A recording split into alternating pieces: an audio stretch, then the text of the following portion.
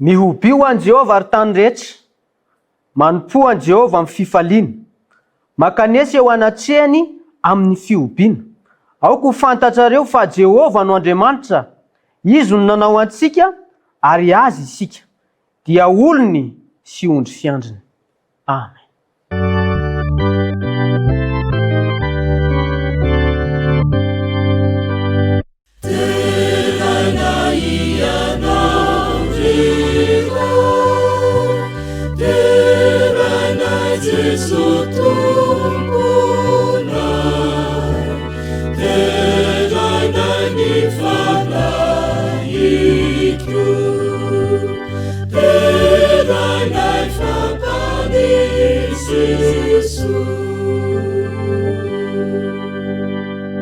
Atsaka ianao hanondrika ny lohanao hivavaka isika. Andriamanitra tomponay tsara sy masina indrindra zay any an-danitro, nisaotra nidera ny laza ny voninahitra ny ho anao hatramin'ny taloha indrindra ankehitriny ary mandrakizay. Aoka kosa tompo ao aminay ny famindramponao, ny famelan-keloka avy aminao, ny fiantrana avy aminao, ka hiala tokoa ireo hevitra mampisaraka anay aminao. Amin'ity sabata ity, izay andro natokana hankalazana ny andro maneran-tany ho an'ny PCM. Matoky mino izay Andriamanitro fa ny masonao dia mijery ireo tanoranao izay misehatra eny amin'ny anjerimanontolo. Matoky ihany koa izay fa manana hafatra sarobidy omenanay ianao, koa irena indrindra mitenena Jehovah fa vonona iaino anao izay. Ny ratsy kosa dia tononay amin'ny anaranao mba tsy hanakery, tsy hanapahefana amin'izao fotoana izao. Koa dia apetraka feno am-pelantananao ity fotoana ity satria tononay amin'ny anaran'i Jesosy mivavaka. Amen.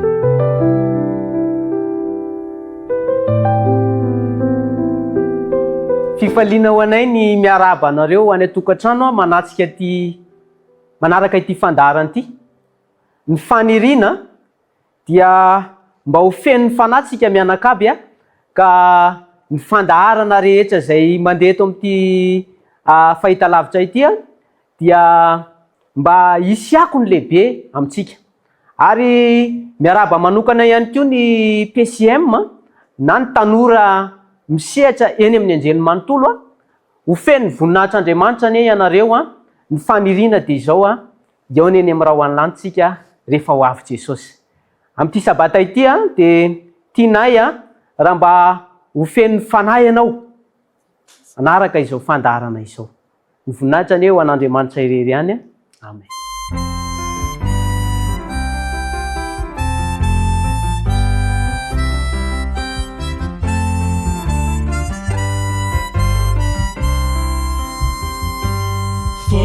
Sambaty izay mitohy ao an-tranony avo indrindra, ao an-tranony Jehovah. Sambaty izay manakery avy amina Andriamanitro. Sambaty izay mitohy ao an-tranony avo indrindra, iteranao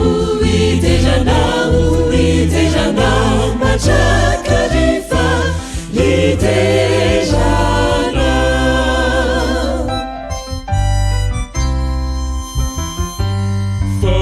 Sambaty izay mitohy ao an-tranony avo indrindra, ao an-tranony Jehovah. Sambaty izay manakery avy aminao Andriamanitro.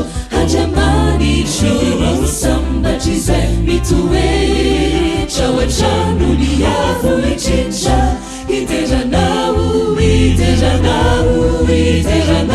mandrakariva iterana. Sambaty izay manakery avy aminao avo indrindra. Sambaty izay mitoetra ao amin'ny avo indrindra, ho masoandrony anao sady ho ampianko. Ho masoandrony anao sady ho ampianko.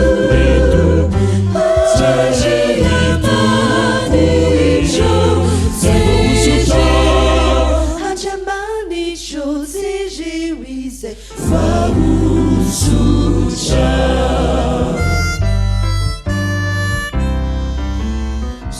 sambatra izay manan-kery avy aminao ry avy indrindra sambatra izay mitoetra ao amin'ny avo indrindra ho masoandrony anao sady ho ampingany ko ho masoandrony anao sady ho ampingany ko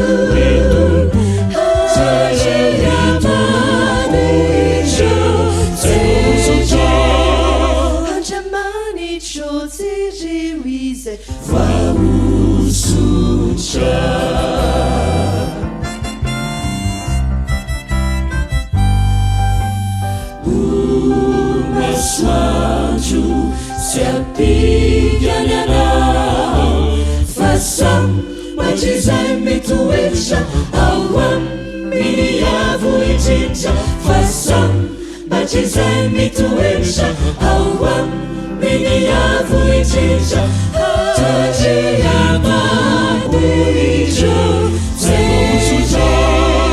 Andriamanitro Jeryzay fahosotra masoandro sy ampingany anao fa sambatra izay mitoetra ao amin'ny avo indrindra fa sambatra izay mitoetra ao amin'ny avo indrindra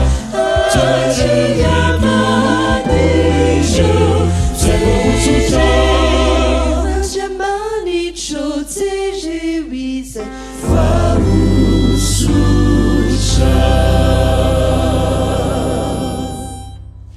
Andeha antsika hiaraka anokatra ny tenin'Andriamanitra izay hitantsika ao amin'ny asan'ny apôstôly toko voalohany ny 9:9. Asan'ny apôstôly toko voalohany ny 9:9. Asan'ny apôstôly toko voalohany ny 9:9. Mino aho fa efa samy nahita daholo itsika rehetrarehetra.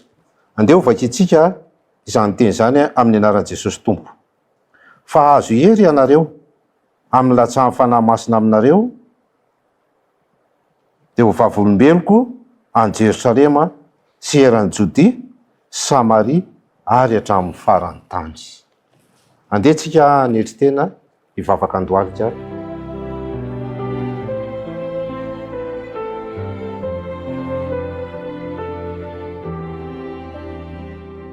Nisaotra ny dera ny aja. Tompo Andriamanitra no atolotra ianao amin'izao sabata masina izao, amin'izao fanompom-pivavahana etorahanay eo an-tongotrao izao. Noho ny fahasoavanao dia mbola velonaina ny tsirairay avy ka afaka mifandray aminao. Ko ankehitriny dia mitalao aminao zay, mamela ny eloka vitanay tsirairay avy.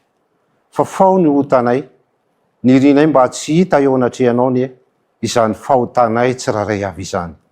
Mivavaka manokana zay ho an'ny tanora rehetra. Feno hery ny tanora amin'izao andro farany izao. Aoka mba ho miaramila ny lanitra ka ho miaramila mpandresy ny tsirairay avy.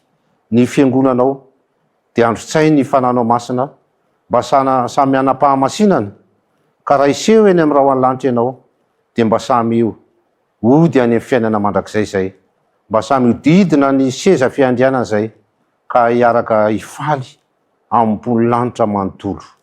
Amin'ny anaran'i Kristy no amiatrahanay mivavaka izany. Amen.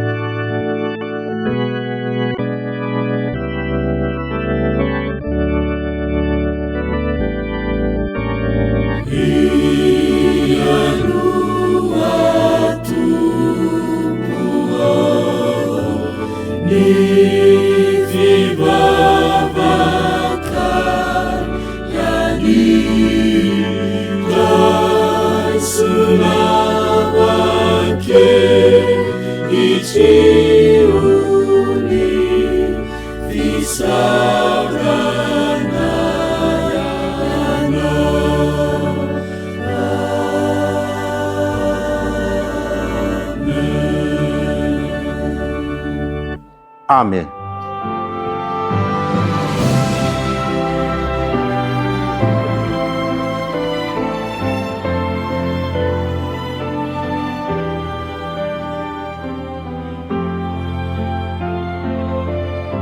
zao sika dia tonga ny amin'ny fanompovavana ho an'ny fanatitra sy ny ampafolony.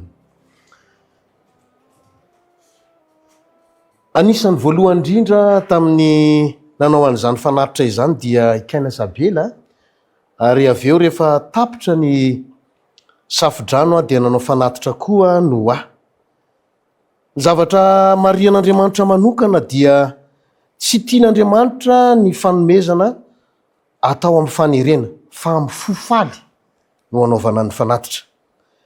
Tsy ny abetsaky ny vola akory, na hoe tsy amin'ny feno fifaliana, fa amin'ny fofeny finiavana no anaovantsika izany fanatitra sy ny ampafolony izany. Rehefa mijery manokana ny toko sy andininy misy tantara mahakasika ny mpitondran-tena anankiray izay tao amin'ny fiangonana niaraka tamin'i Jesosy sy ireo mpianany, dia no marian'i Jesosy manokana mihitsy ilay mpitondran-tena fa hoe izy no nanao fanatitra be indrindra, satria vokatry ny fo ary ny fananany ray manontolo mihitsy no natolony izay mampitondran-tena mahantra azy, ary vokatry ny fo, tsy ny abesaky ny volanao akory. Marian'i Jesosy izany zavatra izany teo anatrehan'ny mpianatra ary noteneniny izany fomba fanaovana fanatitra sy ampafolony izany. Andehange ijery eo amin'ny toko sy andininy tsika ao amin'ny Romanina hoe toko 12:1 fa ny fanomezana dia endrika fanompoana. Dia ao amin'ny asan'ny apôstôly indray toko 2:5-3 dia milaza fa mahasambatra kokoa ny manome noho ny mandray. Dia andeha ho jerentsika ny ao amin'ny Koritianina toko 2, Koritianina 2 toko 7 azafady 7. Ny manome ampifaliana no tian'Andriamanitra. Izay no fanentanana fanatitra entiko amintsika rehetra any atokantrano sy any am-piangonana, anao fanatitra ampifaliantsika hoentina manao ny asan'Andriamanitra. Amen. Andeha hivavakitsika amaranana izany fanentanana ny ampafolony sy fanatitra izany. Iary hivavakitsika. Ray malala misaotra noho ny fitiavanao, satria dia nomenao fitahiana indray zay ahafahanay mitondra ampifaliana sy ampatokina ny amin'ny ampafolony sy ny fanatitra, entina ho fampandrosoana ny asanao izany. Da iny tsiraray avy mba hanana fitahiana mananambiampy avy aminao, ahafahana manolotra ny tsara indrindra ho anao. Ka dia mangataka aminao koa zahay, mialohan'ny anokafanay ny posinay sy anomezanay ny ampafolony dia mba olona voavela heloka ny tsiraray avy. Ny anaran'i Jesosy Kristy. Amen.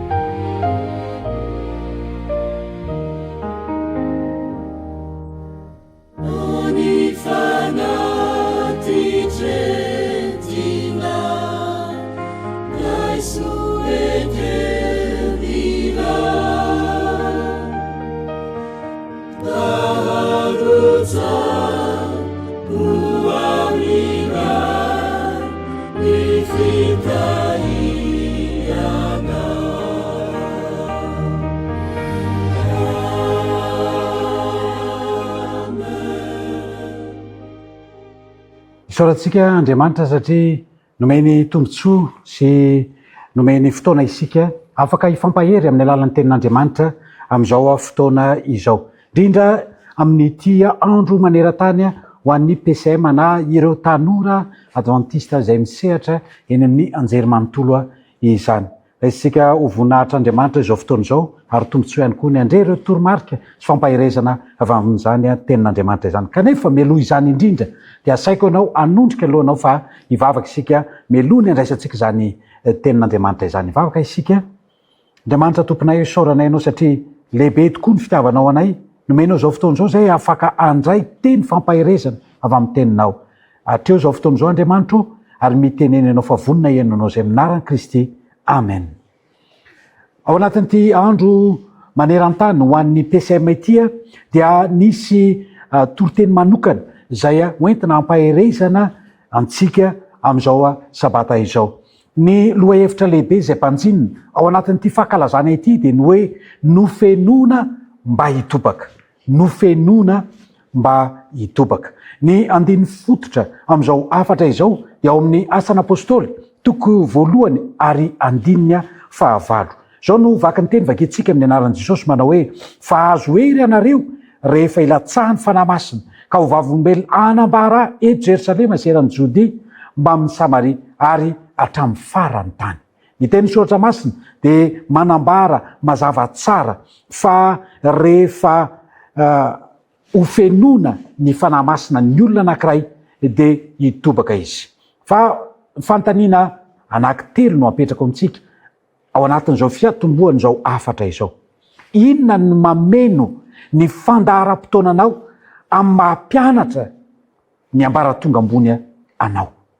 Inona ny mameno ny fotoananao? Faharoa, inona mameno ny fotoananao amin'izao fotoana izao? Ary fahatelo farany, inona ny fihetseham-po mameno ny fonao tatoato? Mazava be ny teny, nofenoana mba hitobaka.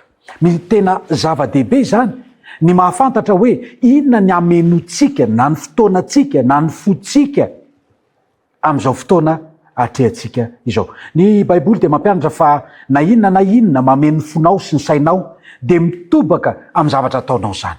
Arakaraka ny zavatra ao anatinao izany ary izay mahafeno anao ao no isehony amin'ny fitobahany eo amin'ny fiainanao amin'ny fiainantsika tsirairay avy. Noho izany dia nofenoana mba hitobaka isika. Tsarovy fa raha feno fahatezerana ny fonao dia hitobaka fahatezerana. Raha feno fanahy masina kosa dia hitobaka ho amin'ny asa fitoriana sy ny fijoroana vavolombelona izany fiainantsika izany. Ao amin'ny Asan'ny Apôstôly toko voalohany sy ny toko faharoa dia misy tantara anankiray mampiseho amin'ny fomba mahatalanjona ity lohahevitsika hoe nofenoana mba hitobaka ity. Eto isika dia mahita an' Jesosy nanangona ny mpianany 12 ary nandidy azy ireo hitoetra any Jerosalema hiandry ny teny fikasany ray. Dia hoy nanambara fa Jaona nanao batisa tamin'ny rano, fa ianareo kosa atao batisa amin'ny fanahy masina rehefa afaka andro vitsivitsy. Izay ny fanambarana ao amin'ny Asan'ny Apôstôly toko voalohany andiny fahadimy. Fa toy ny mpianatra maro samihafa izay feno zavatra maro samihafa ihany koa amin'izy ireo mpianatra ireo dia variana tamin'ny fandrindrana ny fotoana ary ny famolavolana ny fantaniana momba ny hoe fotoana ary ny poitra tao an-tsaina. Nantany izy ireo ary napetra nyity fantaniana ity tamin'i Jesosy dia izao ny fanambarana ao amin'ny Asan'ny Apôstôly toko voalohany andiny fahaenina. Tompoko, amin'izao va no ampidinao ny fanjakana ho amin'ny Israely? Fantatsika amin'izany fantaniana izany hoe inona nameno tao anatin'ireto mpianatra ireto. No afaka tamin'ny fanandevozana ny andray ny fanjakana satria nieritreretin'izy ireo fa ny nahatongavan'i Jesosy dia ny andray ny fanjakana satria nampahory azy loatra ny fanjakana izay nisy tamin'izany fotoana izany. Fa Jesosy kosa nefa dia namaly azy ireo. Jesosy namaly dia hoy ny anambarany Jesosy azy. Fa Jesosy feno ny fanahy masina sy fiahina ny asa nandrahana azy dia namaly hoe fa hoy kosa izy taminy tsy anareo ny ahalala ny andro na ny fotoana izay efa notendreny ray amin'ny fahefany ihany. Fa azo hery anareo amin'ny ilatsahan'ny fanahy masina aminareo ary ho vavolombeloko any Jerosalema sy eran'ny Jodia sy Samaria ary hatrany amin'ny farany tany. Ao amin'ity Asan'ny Apôstôly toko voalohany sy toko faharoa ity dia hitantsika fa naniraka ny mpianatra Jesosy saingy nandidy azy ireo izy aloha hoe aza miala ao jerosalema fa miandrasa ny teny fikasany ray ohatrany hoe mifanohatra zany a ny iraka zay nomeny jesosy an'reto mpianatra eto ao amin'ny asan'ny apôstôly toko voalohany 15 sy lay fanambarana ihany koa fanambarana iraka ao amin'ny Mateo toko 7:20 ka hatramin'ny 20. Fa inona moa no ohatrany hoe fifanoherana hita ao anatin'ireo toko sy andinina anankiroa reo ao amin'ny Mateo toko 7:20 ka hatramin'ny 20 Jesosy de feno fahefana nanome ny iraka ny filazantsara tamin'ny mpianatra no hoe mandehany ianareo mitoriny filazantsara zay le fanambarana iraka de hoy izy efa nomena ny fahefana rehetra any an-danitra sy ety an-tany koa mandehany ianareo de ataovy mpianatra ny firenena rehetra manao batisa azy ho amin'ny anaran'ny ray sy ny zanaka ary ny fanamasina sady mampianatra azy hitandrina zay rehetra nadidiko anareo ary indro izao momba anareo mandrakariva ambara-pahatonga ny fahatapera n'izao tontolo izao hoy izy mandehany zay le fanambarana iraka ao amin'ny Mateo 7:20 ka hatramin'ny 20. Fa ao amin'ny asan'ny apôstôly toko voalohany 14 kosa izy de namepetra azy tsy ala any Jerosalema fa iandry ny teny fikasany ray talohan'le hoe mandehana zany de misy alohany hoe miandrasa inona re no mahatonga zany to fifanoherana zany nomeny Jesosy io fiatona masina io ho an'ilay baiko hoe mandehana satria izy tsisy vokany ny fandehanana ny amin'ny asa nandrana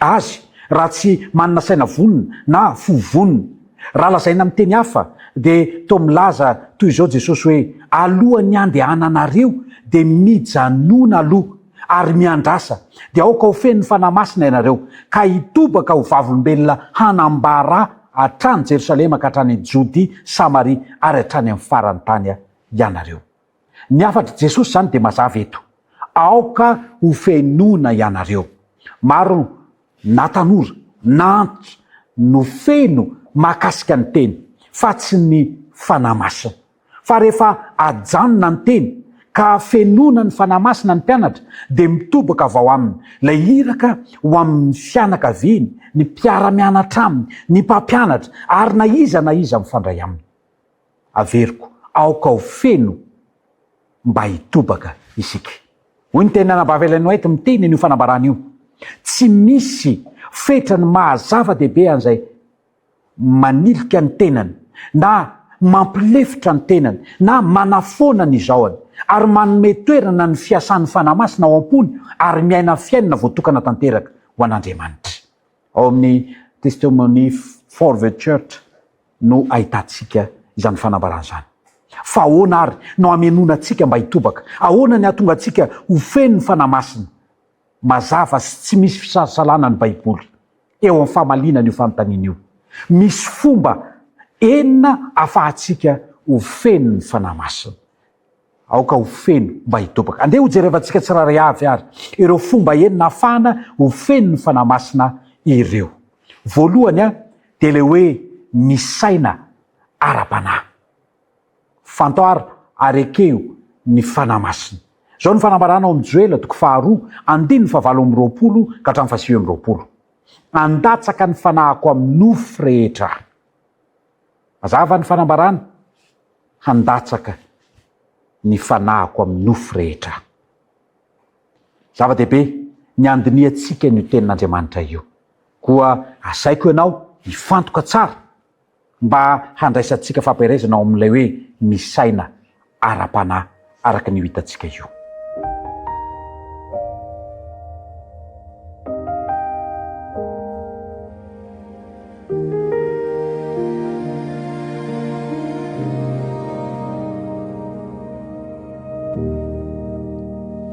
araka ny voalazan'ny Joela toko 2:20 ka hatramin'ny 9:20 de hoy ny tenin'ny soatra masina ary rehefa afaka izany de andatsaka ny fanahiko amin'ny nofo rehetra de aminany ny zanakareo lahy sy ny zanakareo vavy lantrareo anofy ary ny zatovinareo ahitay fahitana ary na de ny mpanompo lahy sy ny mpanompo vavy azy amin'izany andro zany de handatsako ny fanahiko ry ava malala misy rafitra manokana manazava zavatra maromaro ao an'io andinotsoratra masina zay novaka itsika io. Andeha ho jerevantsika tsiraray ary zay atao hoe fanazavana zay mifamatotra ao anatin'ireo tenyreo. Andeha ho jerevantsika ny voalohany, ireo andalateny araka ny fotoana a sy ny aprime. Ahoana ozy izy ianareo? Ao amin'ny le 1920 dia misy an'izao teny zao, ary rehefa afaka zany. Io nataontsika hoe ao anatiny. Fa rehefa midintsika ty amin'ny 1920 dia mahititsika hoe am'izany andro zany. Ireo teny ireo dia miverina indroa zany lay ao amin'ny 1920 zay miteny hoe ary rehefa afaka zany sy aty amin'ny 1920 zay manambara manao hoe am'izany andro zany. Inona moa ny tiana resahana ao anatin'ireo teny ireo? Io dia manondro fisehoan-javatra mitovy no tianambara. Andiny teny araka ny fotoana moa ny tena tianambara ao anatin'izany fanambarana izany.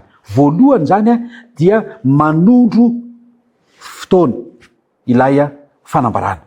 Eo ambany eo indray dia ahita teny anankiroa isika. Hoy le teny manaraka an'le teny voalaza teo, andatsaka ny fanahiko aho. Fa aty amin'ny tapany faharoa, aty amin'ny Joela toko faharoa 9:20 dia zao ny fanambarana, dia andatsahako ny fanahiko. Mazava tsara le hoe manondro fisehoan-javatra mitovy no ambara ao anatin'izy ity, dia ny fandatsahana ny fanahy izany.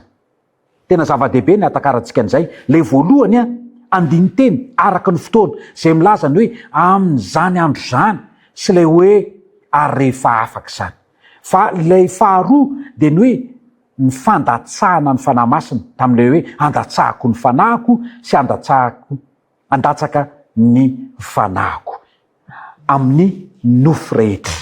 Ny fandatsahana ny fanahy zany dia tsy voafetra ny taona na miangatra amin'ny lasin'ny vavy na miankina amin'ny zom-pireneny, fa ambara eto amin'ny nofo rehetra mihitsy zany. Ny fanahy zany dia ho an'ny zanakalahy, ny zanakavavy, ny zatovo, ny loholona, ny mpanompo lahy sy ny mpanompo vavy, natao ho an'ny olona rehetra zany. Ambonin'izany, ny fanahy dia ho an'ny nofo rehetra zay manantona azy amin'ny fibebahana amin'ny kitso-po araka ny asehon'ny teny manodidina. Izany firotsahan'ny fanahy zany dia ho tanteraka alohan'ny andro ny tompo izay lehibe sady matahotra zany. Mamela hizara fahamarinana momba ny fanahy masina. Misy teboka vitsivitsy tiako horesahana aminareo mahakasika an'izany fanahy masina zany. Voalohany, ny fanahy masina dia ray amin'Andriamanitra eo amin'ny zavaboary. Zao ny voalaza ao amin'ny Genesis toko voalohany 2:2. Ary ny tany tsy nisy endrika sady foana, ary ny aizina no tambony lalina, ary ny fanan'Andriamanitra nambomba tambony rano. Ny fanahy masina zany dia ray amin'Andriamanitra eo amin'ny zavaboary. Andriamanitra zany ny fanahy masina. Faharoa, iray amin'Andriamanitra amin'ny fanavotana izy. Jerevantsika ny voalazan'ny Luka toko voalohany 2:30. Ary ilay anjely namalika nanao taminy hoe ny fanahy masina ny tonga ao aminao, ary isy heriny avo indrindra hanaloka anao.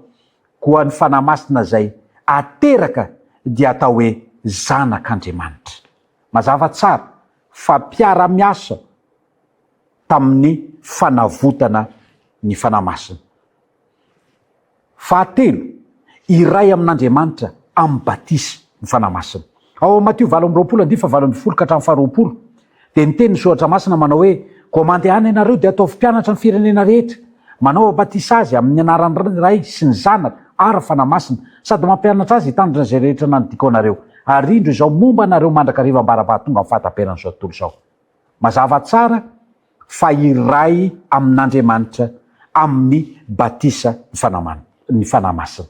Ao amin'ny Romanina toko 9:20 iray amin'Andriamanitra mivavaka ny fanahy masina. Zao ny fanambarana vakitsika amin'ny anaran'i Jesosy.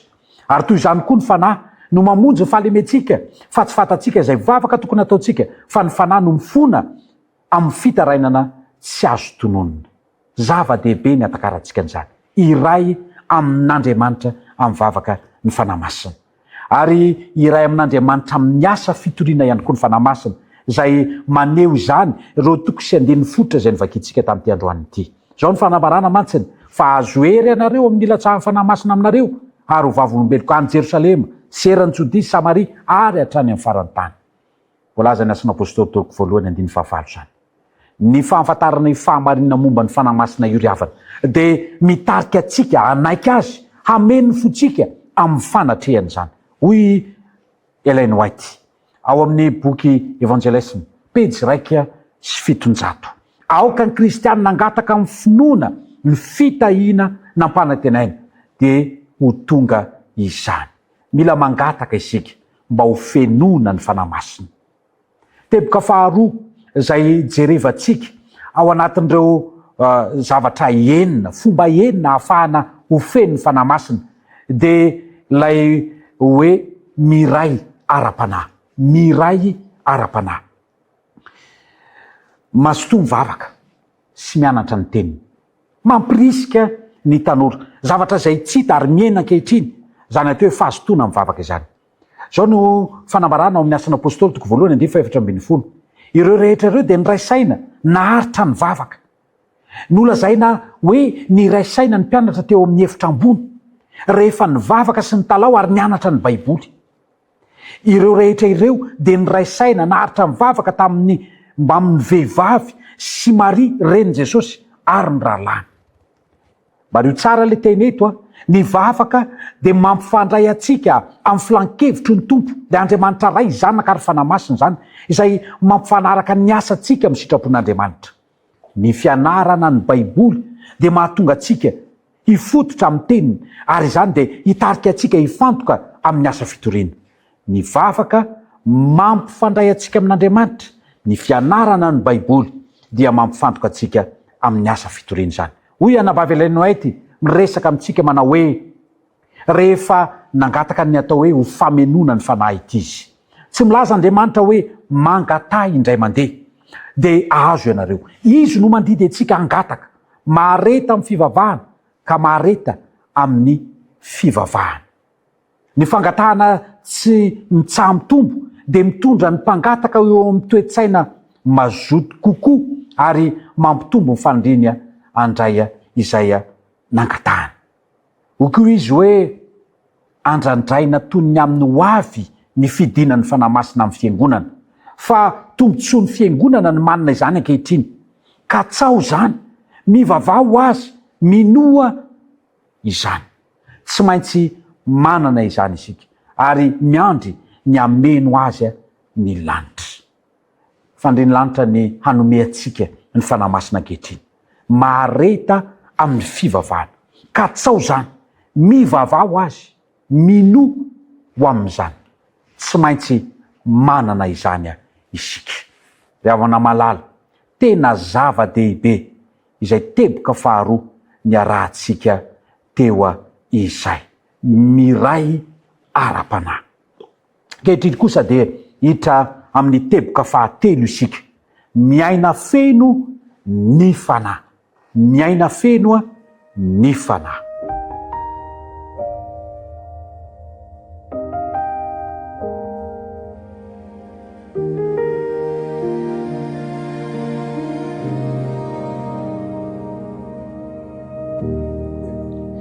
Hiditra sahady amin'ilay teboka fahatelo isika ny amin'ny hoe miaina feno ny fanahy. Ao anatin'ity miaina feno ny fanahy ity dia asaina isika handinika ny vokatry ny fanahy. Ao amin'ny Galatiana 5:2 ka hatramin'ny 7:20 dia maneho mazava io andinin-tsoratra masina io fa ny vokatry ny fanahy dia fitiavana, fifaliana, fiadanana, faharipo, famoram-panahy, fanaovan-tsoa, finoana, fahalemem-panahy ary fahononam-po. Tsarovy zao teny ambarako zao. Mamaka ao ambany ary mamovo eo ambony. Averiko, mamaka ao ambany ary mamovo eo ambony. Rehefa manasa ny fanahy masina ho ao amin'ny fiainan'izy ireo, zany hoe ho an'ny fiainan'ny mpianatra, dia hameno azy ireo amin'ny fanatrehana izy.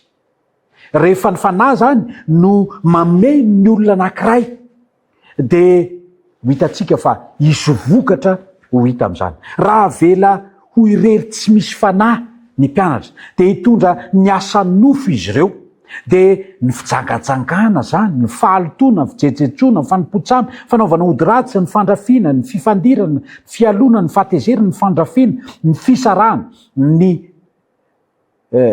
fitsiriritana ny fahamamona ny filalaovandratsy ary ny toy izany mazava ifanambarana zay omeny Galatiana 5:10 ka hatramin'ny 1:20 io riavana malala aoka ho feno mba hitobaka inona ny tianao ameno anao rehefa feno ny fanahy de hitobaka fitiavana fifaliana fiadanana ny faharipo ny famoram-panahy ny fanaovan-tsoa ny finoana ny fahalemem-panahy ny fahononam-po fa raha feno nofo kosa dia hiotra ny asa nofo mazava le teny teo fijangatsangana fahalotona fijejejona fanompotsamy fanaovana odiratsy fandrafiana sy ny sisa sy ny sisa anabavelain'oay de miteny mahakasika n'io teny io de ozy izy hoe ny ota de tsy azo toerina sy resena raha tsy amin'ny alalan'ny fahafenon'ny herin'Andriamanitra de ny fanahy masina izany zava-dehibe lay teny manao hoe miaina feno ny fanahy zany hoe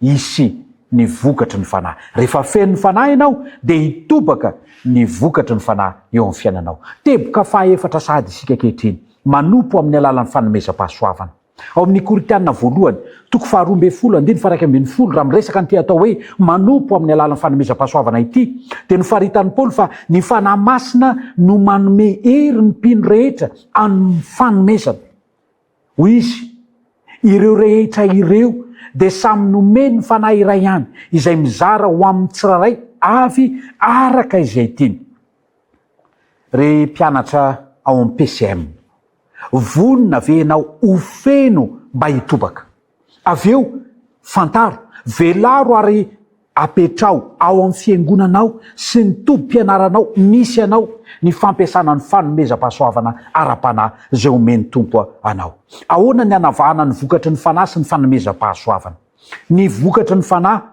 no mamaritra hoe iza isika ama kristianina atsika zay le hoe maizy antsika izany fa ny fanomezam-pahasoavana kosa de mamaritra izay ataotsika ama kristianina atsika zany hoe ny atao indray zay voalohany ny maizy fa ny faharoa amin'ny atao izany de ireny ny atao reny de miseho amin'ny alalan'ireo fanompona miseho amin'ny fanomezam-pahasoavana zany mpino maro no tsy mahafantatra ny filazalazana ny asa satria tsy fanta ny fanomezam-pahasoavana ananany afaka mijoro vavolombelona aminareo fa tena mahafaly ny manompo an'Andriamanitra tsy amin'ny pakiviny satria manompo amin'ny alalan'ny hery fanahy masina ianareo noho izany raha azonao zany de rehefa manompo mampiasa ny herinao manokana ianao de tsy ho kivy sy ketraka fa rehefa manompo an'Andriamanitra miaraka amin'ny fanomezam-pahasoavana anananao ianao de azo hery ara-panahy tsy ho levona izany hery izany fantaro velaro ary ampiasao reo fanomezam-pahasoavana omeny tompo ho amintsika tsiraray avy teboka fahadimy mitoera ao amin'i Jesosy ahoana indray ny tiana tenenina am'le hoe mitoera ao amin'i Jesosy na eo amin'ny fanatanjahantena aza de zava-dehibe ny fifehezana maro amintsika no tia fanatanjahantena ao ny basketball ao ny football ao reo fanatanjahantena maro samihafa fa zava-dehibe ny atao hoe fifehezana na le fifehezantena zany tsy ho mendrika ny lalao ny sa nofidiny ny atleta raha tsy misy tsipifehezana enjana eo aminy mila manana fifehezana ara-panahy koa isika rehefa misehatra eo amin'ny sahany fanompona an'Andriamanitra hoy Jesosy raha miray amiko ianareo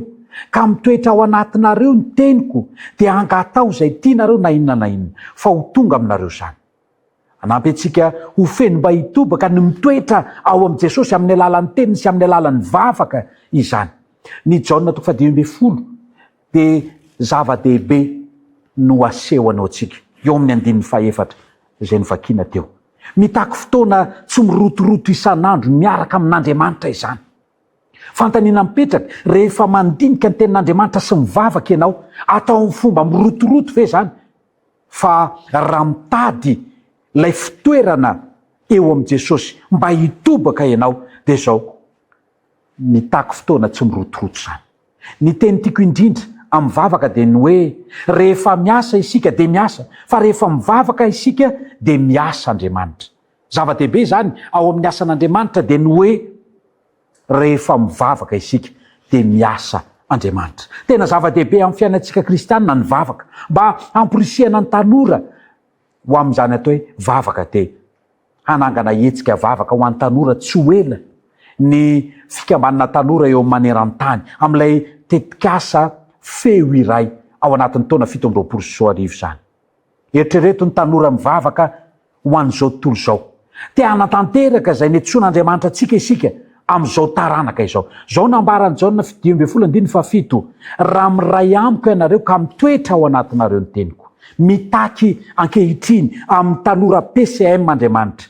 Vavaka tsy mirotoroto, fandiniana ny tenin'Andriamanitra amin'ilay hoe dinionareo ny soratra masina, lay mamaka ao an'ny tenin'Andriamanitra izany, ary lay fotoana isan'andro miaraka amin'Andriamanitra atao tsy mirotoroto ahy. Tsarovy ary mila feno ny tenin'Andriamanitra isika mba hitobaka.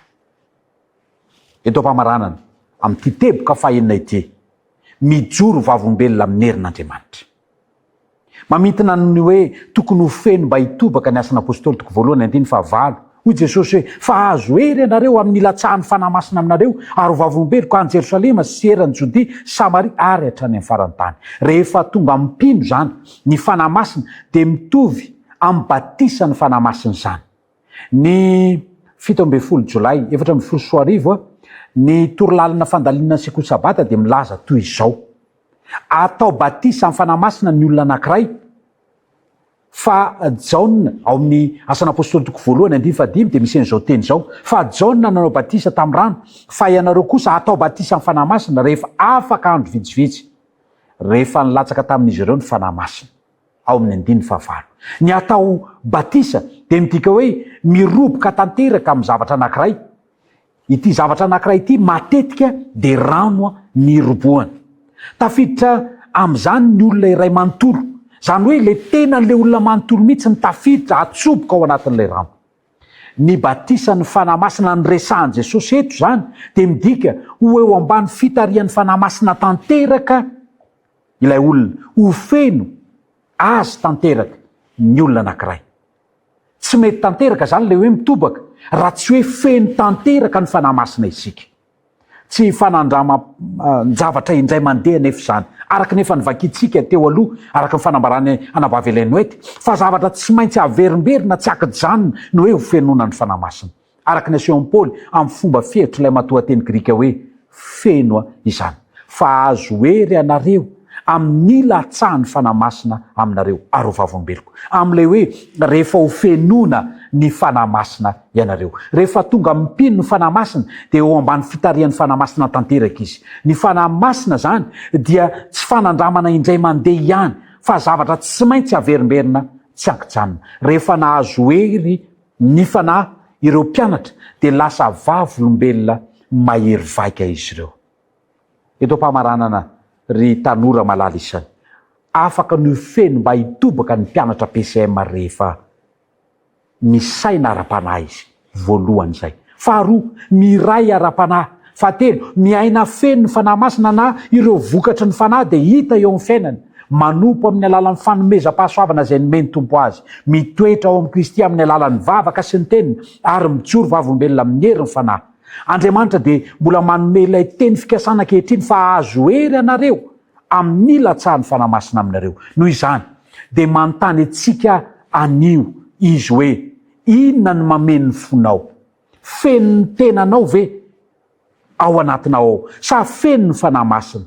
Zava-malala, aoka ho feno ny fanahy mba hitobaka ianao ankehitriny. Hitantsika rehetra ny tompo. Amen. Hivavaka isika. Andriamanitra tomponay eo misaotra anao izay, satria sarobidy loatra ny teninao izay nambara androany. Feno ny fanahinao masina ny mpianatra PCM rehetra izay misehatra amin'ireo anjely manontolo maro eto amin'ity federasiona Madagasikara voany ity. Ary mba hitobaka kosa ho amin'ny asa fitoriana, ho amin'ny fanatrarana ireo olona rehetra izay mifanerasera aminay mba ho tonga eo aminao izy ireo, mba ho vonjena izy ireo. Enoa ny vavakay Andriamanitra, valio araka ny aben'nydra fonao zany fatonoनको amin'ny anaran'i Jesosy. Amen.